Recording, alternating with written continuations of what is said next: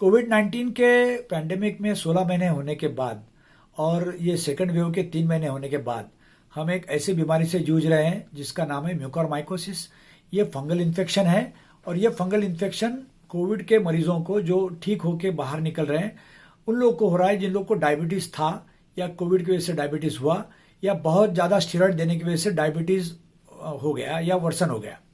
और कभी कुछ इंजेक्शन ऐसे दिए जाते हैं जैसे टोसिलिजुमैब है, रेमडेसिविर है। इन इंजेक्शन से और स्टेरॉइड से रोगी की रोग प्रतिकार क्षमता कम हो जाती है और जब रोग प्रतिकार क्षमता कम हो जाती है तो ऐसे इन्फेक्टिव ऑर्गेनिज्म जो आम तौर पे हमें इन्फेक्शन नहीं करते वो इन्फेक्शन करना शुरू करते हैं। उसमें एक इन्फेक्शन है फंगस का जिसका नाम है म्यूकोरमाइकोसिस। ये म्यूकोर नाम का जो फंगस है ये हमारे यहाँ घरों में, वातावरण में, धूल में, जो एसी के डक्ट है उसमें, जो ऑक्सीजन सप्लाई करने वाले ह्यूमिडिफायर की बोतल होती है उसके अंदर, उसके ट्यूबों में, यहाँ कहीं भी ग्रो हो सकता है क्योंकि सब जगह लोगों ने वो जो पानी का इस्तेमाल किया वो स्टरलाइज वाटर नहीं था। तो स्टरलाइज वाटर अगर इस्तेमाल किया जाता तो शायद ये इन्फेक्शन का प्रमाण कम हो जाता।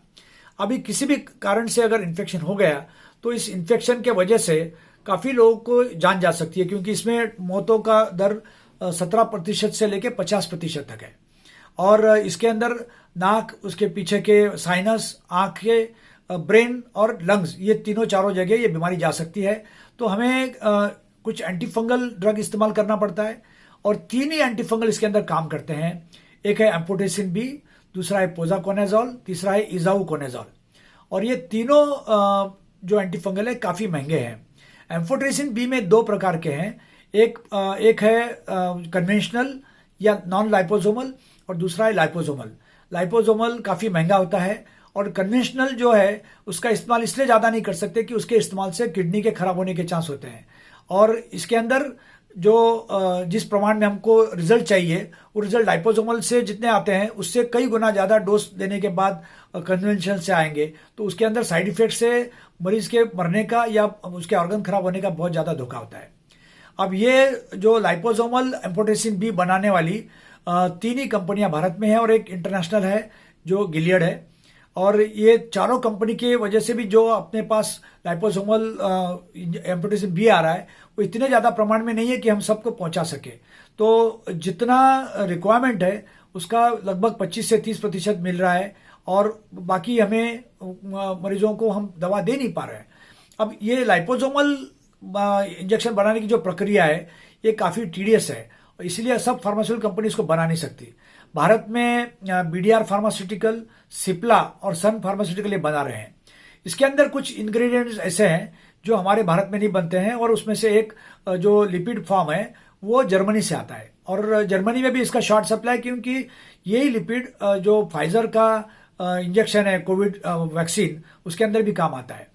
और कुछ इसके इंग्रेडिएंट चाइना से आते हैं। हमारे फिलहाल चाइना के साथ इतने अच्छे संबंध नहीं है कि हम सब चीज़ें वहाँ से अच्छे से मंगा सके। ये खुशी की बात है कि ये कोई पेटेंटेड ड्रग नहीं है क्योंकि बहुत पुराना ड्रग है। तो पेटेंटेड ड्रग नहीं होने की वजह से इसको कंपलसरी लाइसेंस या वॉलंटरी लाइसेंस की जरूरत नहीं है। कोई भी फार्मास्यूटिकल कंपनी इसको बनाना शुरू कर सकता है लाइसेंस लेकर। तो अब प्रॉब्लम यह है कि अगर इसको बनाने की प्रक्रिया चलती रही तो प्रोडक्शन आने के लिए 10, 12 दिन, 15 दिन वक्त लगेगा और तब तक ये मरीज इतने बढ़ते गए तो उनको मैनेज करना काफ़ी मुश्किल हो जाएगा। तो भारत सरकार, मेडिकल प्रोफेशन और फार्मास्यूटिकल कंपनीज अपने तरीके से बहुत अच्छी कोशिश कर रही है लोगों को मदद करने के लिए।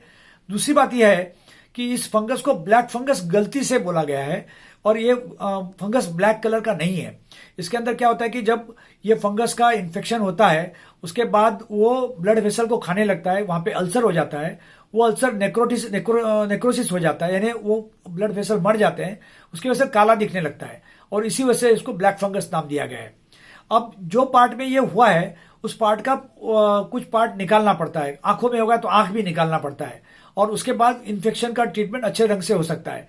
तो कभी सर्जरी या ट्रीटमेंट या कभी सिर्फ ट्रीटमेंट, ये दोनों की वजह से मरीज अच्छे होते हैं। और ये इंजेक्शन काफ़ी महंगे हैं, 5 से 8 हज़ार रुपये में एक इंजेक्शन लगता है। एक मरीज को 60 से 100 इंजेक्शन लगते हैं, तो सोच लो कि 5 लाख 6 लाख रुपए के इंजेक्शन लगेंगे। हॉस्पिटल का खर्चा अलग है और अगर सर्जरी लगी तो सर्जरी का खर्चा अलग है। तो इस वजह से इसका इलाज काफ़ी महंगा है और इसके बावजूद भी हम सिर्फ 17 से 50% मरीज मर जाते हैं और बाकी मरीज को ही बचा सकते हैं। तो हमें फिर जूझना है, फिर संघर्ष करना है और हमारे ये संघर्ष की वजह से हम लोग यशस्वी जरूर होंगे, ऐसे आशा है।